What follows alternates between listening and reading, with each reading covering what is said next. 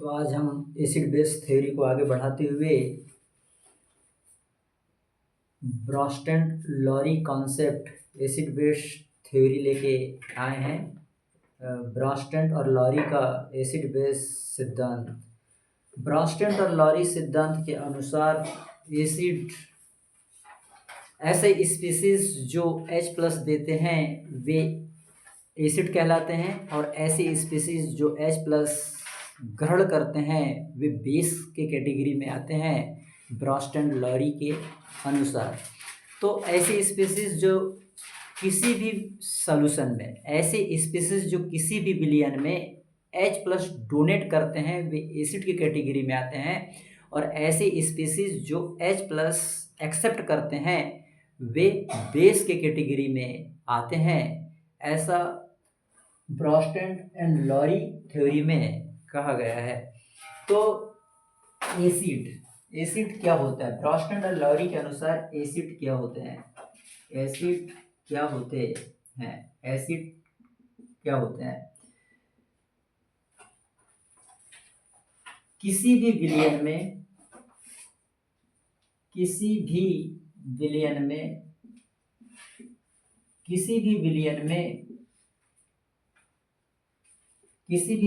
में जो spaces H+ ion देते हैं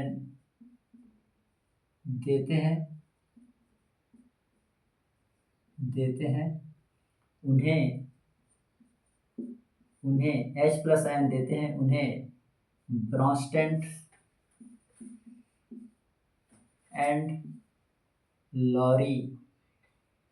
ब्रोस्टेन एंड लॉरी एसिड कहा जाता है।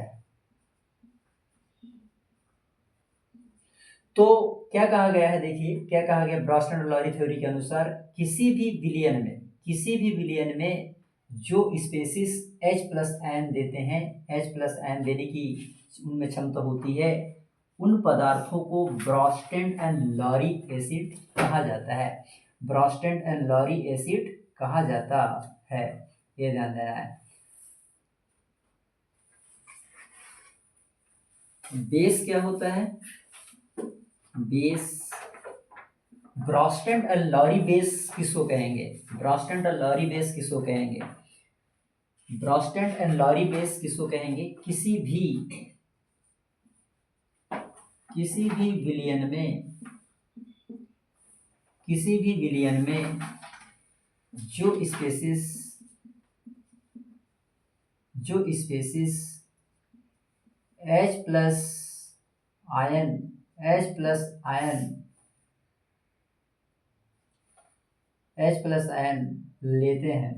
H+ आयन लेते हैं उन्हें ब्रोस्टेन एंड लॉरी बेस कहा जाता है। ब्रोस्टेन एंड लॉरी बेस कहा जाता है। तो देखिए क्या है ब्रोस्टेन एंड लॉरी थ्योरी क्या है? तो ब्रोस्टेन और लॉरी एक वैज्ञानिक हैं जिनके अनुसार इन्होंने एसिड और बेस से संबंधित एक सिद्धांत प्रस्तुत किया और ब्रोस्टेन और लॉरी के अनुसार किसी भी विलयन में जो स्पेसिस H+ आयन मतलब प्रोटॉन देते हैं, प्रोटॉन देने वाले उन्हें ब्रोस्टेन और लॉरी एसिड कहा जाता है। और किसी भी विलयन में जो स्पेसिस H+ आयन लेते हैं, एक्सेप्ट करते हैं, उन्हें ब्रोस्टेन और लॉरी बेस कहा जाता है। ब्रोस्टेन और लॉरी बेस कहा जाता है।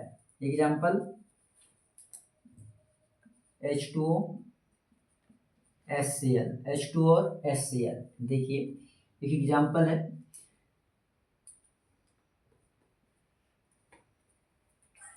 जो हाइड्रोक्लोरिक एसिड है HCl जो है ये H+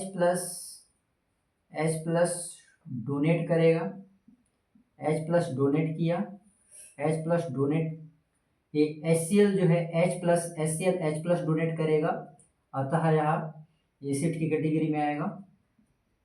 एसिड एसिड होगा, HCl H प्लस डोनेट करेगा, अतः ये एसिड की कैटेगरी में आएगा। और H2O H प्लस को H प्लस एक्सेप्ट करेगा, H प्लस एक्सेप्ट करेगा, इसलिए बेस की कैटेगरी में आएगा, बेस की कैटेगरी में आएगा। H2O इस H प्लस को एक्सेप्ट कर लेगा, इसलिए बेस के कैटेगरी में आएगा। जबकि HCl H प्लस डोनेट करेगा, HCl H प्लस डोनेट करेगा, अतः ये एसिड की कैटेगरी में आएगा, एसिड की कैटेगरी में आएगा। तो ब्रॉन्स्टन एंड लॉरी के अनुसार H2O H प्लस एक्सेप्ट करेगा, H2O H प्लस को एक्सेप्ट करेगा, अतः ये बेस की कैटेगरी में आएगा, ब्रॉन्स्टन एंड लॉरी बेस की कैटेगरी में आएगा। जबकि HCl H प्लस डोनेट करेगा, अतः यह एसिड की कैटेगरी में आएगा। तो ये हो जाएगा H प्लस एक्सेप्ट करके H3O प्लस बना लेगा, और HCl जो है H प्लस डोनेट करके Cl नेगेटिव आयन में कन्वर्ट हो जाएगा, Cl नेगेटिव आयन में कन्वर्ट हो जाएगा। तो इस प्रकार से H2O ने H प्लस एक्सेप्ट किया तो बेस, और HCl ने H प्लस डोनेट किया तो ये एसिड की कैटेगरी में आएगा, ये एसिड की कैटेगरी में आने वाला है।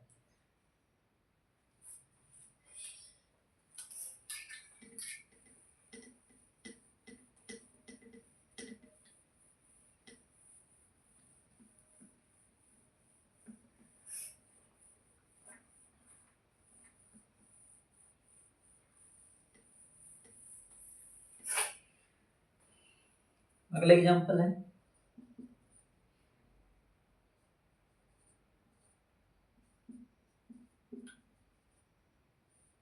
अगला एग्जांपल हम वाटर का और अमोनिया का लेते हैं।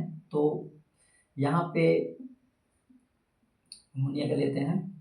अब ये H2O जो है H प्लस डोनेट करेगा, H2O H प्लस डोनेट करेगा, इसलिए एसिड की कैटेगरी में आएगा, H2O H प्लस डोनेट करेगा, H2O H प्लस डोनेट करेगा, अतः एसिड की कैटेगरी में आएगा। और यहीं पे अमोनिया जो है H प्लस एक्सेप्ट करेगा, H प्लस एक्सेप्ट करेगा, अतः अमोनिया जो है ये बेस के कैटेगरी में आएगा, तो बन जाएगा NH4, NH3 एक H प्लस लेके NH4 प्लस बदल जाएगा, और वहीं पे वाटर जो है एक H प्लस डोनेट करके OH नेगेटिव बना लेगा, OH नेगेटिव आयन देगा। तो इस प्रकार से हमने सीखा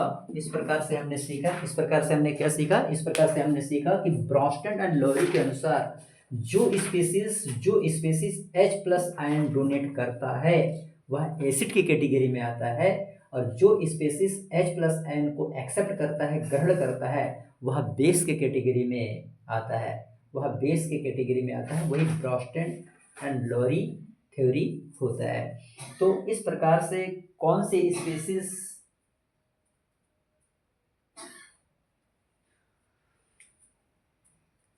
H प्लस आयन एक्सेप्ट करेगा और कौन सी स्पीसीज H प्लस आयन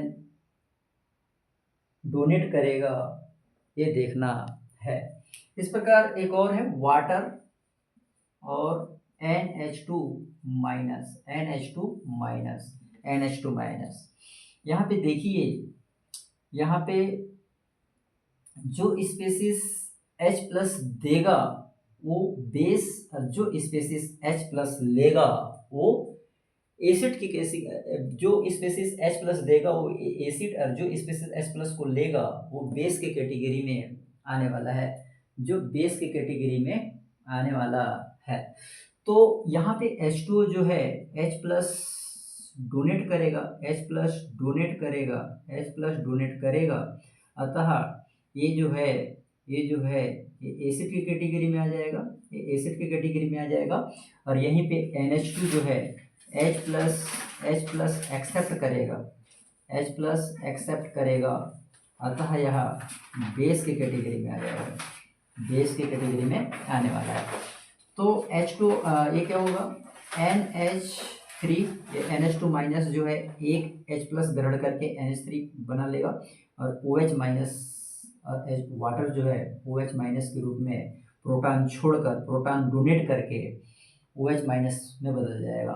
तो इस प्रकार से ब्रोस्टेंट एसिड और ब्रोस्टेंट लॉरी और ब्रोस्टेंट एंड लॉरी एसिड क्या होते हैं, ब्रोस्टेंट लॉरी बेस क्या होते हैं। तो जो H प्लस आयन देता है वो एसिड कहलाता है, H प्लस आयन को जो लेता है वो ब्रोस्टेंट एंड लॉरी बेस की कैटेगरी में आता है।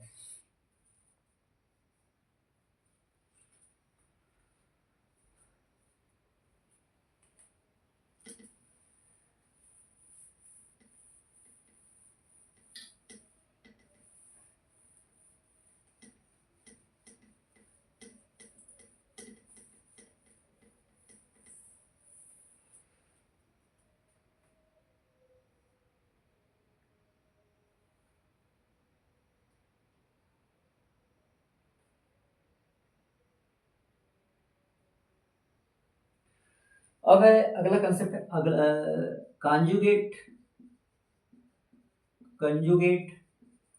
Acid base pair, conjugate acid base pair. Conjugate acid base pair क्या होता है, इसको देखेंगे। इस थ्योरी के अनुसार अगर दो स्पेसिस में एक प्रोटॉन का डिफरेंट हो तो उस वे स्पेसिस एक दूसरे के कंजुगेट एसिड बेस पेयर कहलाते हैं। डिफरेंट ऑफ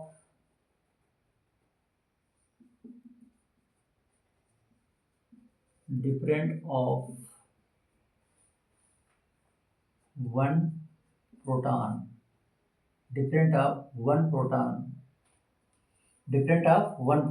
एक प्रोटॉन का दो स्पेसिस के बीच में एक प्रोटॉन का डिफरेंट होगा, जिसके पास एक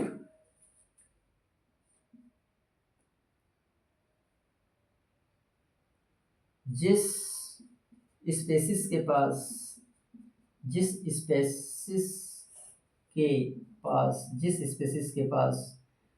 एक H प्लस अधिक होगा वह स्पेसिस जिस स्पेसिस के पास एक H प्लस अधिक होगा वह स्पेसिस कंजुगेट एसिड तथा वह स्पेसिस जिसके पास एक प्रोटॉन कम होगा वह कंजुगेट बेस कहलाता है। तो कंजुगेट एसिड बेस पेयर क्या होता है, होते हैं डिफरेंट ऑफ वन प्रोटॉन, उनके बीच में, उन दो स्पेसिस के बीच में एक प्रोटॉन का डिफरेंट होना चाहिए। जिस स्पेसिस के पास एक प्रोटॉन अधिक होगा, जिस स्पेसिस के पास एक प्रोटॉन अधिक होगा वह स्पेसिस कंजुगेट एसिड कहा जाएगा तथा वह स्पेसिस जिसके पास एक प्रोटॉन कम होगा वह कंजुगेट बेस के कैटेगरी में आने वाला है। तो देखते हैं, जैसे HNO3, अब HNO3 और NO3 माइनस, इसमें देखिएगा इस स्पीसीज में एक प्रोटॉन ज़्यादा है तो ये कहलाएगा कंजुगेट एसिड, क्योंकि ये रिलेटिव शब्द है, क्योंकि कंजुगेट एसिड बेस पेयर एक रिलेटिव शब्द है जिसमें रिलेट किया जाता है। और जिसके पास एक प्रोटॉन कम है वह कंजुगेट बेस की कैटेगरी में आता है, ये ध्यान देना है। तो जिसके पास एक प्रोटॉन ज़्यादा हो वो कंजुगेट एसिड है, जिसके पास एक प्रोटॉन कम हो वो कंजुगेट बेस की कैटेगरी में आता है। तो कंजुगेट एसिड और कंजुगेट बेस क्या होता है। अब H2SO4 को देखिए, सल्फ्यूरिक एसिड को देखिए, सल्फ्यूरिक एसिड में देखिए, सल्फ्यूरिक एसिड में देखिए, सल्फ्यूरिक एसिड को देखिए, सल्फ्यूरिक एसिड इसके पास दो प्रोटॉन है और इस स्पीशीज के पास एक प्रोटॉन है, इस स्पीशीज के पास दो प्रोटॉन है, इस स्पीशीज के पास दो प्रोटॉन है और इस स्पीशीज के पास एक प्रोटॉन की कमी है, एक प्रोटॉन है तो प्रोटॉन एक प्रोटॉन का डिफरेंस आ गया, अतः ये हो जाएगा कंजुगेट एसिड और ये हो जाएगा कंजुगेट बेस, उसका कंजुगेट बेस होगा। तो ये याद रखना है एक ही समय। तो इस प्रकार से देखिए एक कंजुगेट बेस है, लेकिन ध्यान दीजिए HSO4 माइनस और SO4 माइनस 2 इनको देखिए आप, HSO4 माइनस और SO4 माइनस 2 को देखिए, SO4 माइनस 2 को देखिए, SO4 माइनस 2 को देखिए, इनके बीच भी देखिए एक प्रोटॉन का डिफरेंस है, इस स्पीशीज के पास एक प्रोटॉन ज़्यादा है, इस स्पीशीज के पास एक प्रोटॉन कम है, तो एक प्रोटॉन कम वाले क्या कहलाएगा कंजुगेट बेस और एक प्रोटॉन जिसके पास ज़्यादा है वो कहलाएगा कंजुगेट एसिड, कंजुगेट एसिड। तो क्या होता है कंजुगेट, क्या होता है कंजुगेट एसिड, क्या होता है कंजुगेट बेस, इसको आपने सीखा कि जिस स्पीशीज के पास एक प्रोटॉन अधिक होता है, जिस स्पीशीज के पास एक प्रोटॉन अधिक होता है वे कंजुगेट एसिड की कैटेगरी में आता है और जिस स्पीशीज के पास एक प्रोटॉन कम होता है वे कंजुगेट बेस की कैटेगरी में आता है। तो जिसके पास प्रोटॉन ज़्यादा है वो कंजुगेट एसिड है, जिसके पास प्रोटॉन कम है वो कंजुगेट बेस, क्योंकि एक रिलेटिव वर्ड है।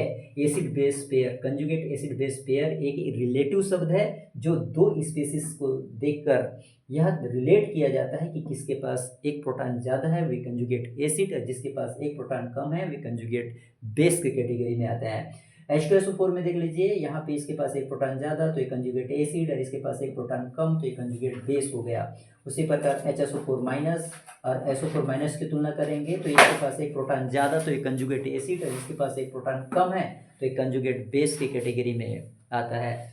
तो कंजुगेट एसिड बेस पेयर में ये देखा जाता है।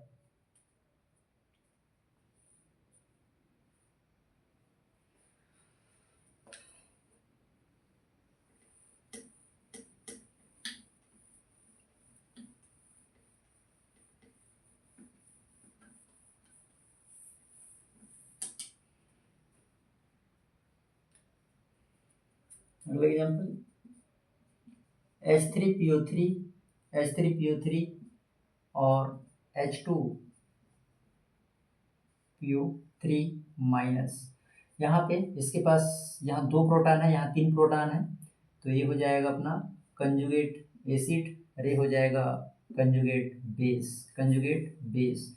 इसको कहेंगे कंजुगेट एसिड, ये कंजुगेट एसिड की कैटेगरी में आएगा, ये कंजुगेट बेस के कैटेगरी में आने वाला है। तो कंजुगेट एसिड और कंजुगेट बेस, जिसके पास एक प्रोटॉन ज़्यादा वे कंजुगेट एसिड और जिसके पास एक प्रोटॉन कम वे कंजुगेट बेस के कैटेगरी में आते हैं। तो इस प्रकार देख लीजिए, ये है फिनॉल, ये हो गया फिनॉल, हाँ, और ये हो गया आयन, वो नेगेटिव। इसके पास एक प्रोटॉन ज़्यादा है तो एक कंजुगेट एसिड कहलाएगा और इसके पास एक प्रोटॉन कम है तो एक कंजुगेट बेस होगा, इसका कंजुगेट बेस होगा, कंजुगेट एसिड का कंजुगेट बेस होगा। तो ये क्या है फिनॉल है, ये है फिनॉल, फिनॉल। वैसे ही एक एल्कोहल ले लेते हैं CH3CH2OH, एथेनॉल है, एथेनॉल है, CH3CH2OH एथेनॉल है।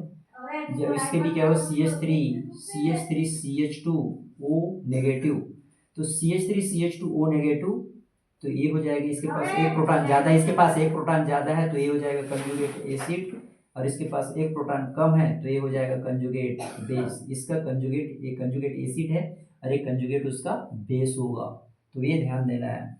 तो इस प्रकार से हमने कंजुगेट एसिड बेस पेयर को का अध्ययन किया। धन्यवाद।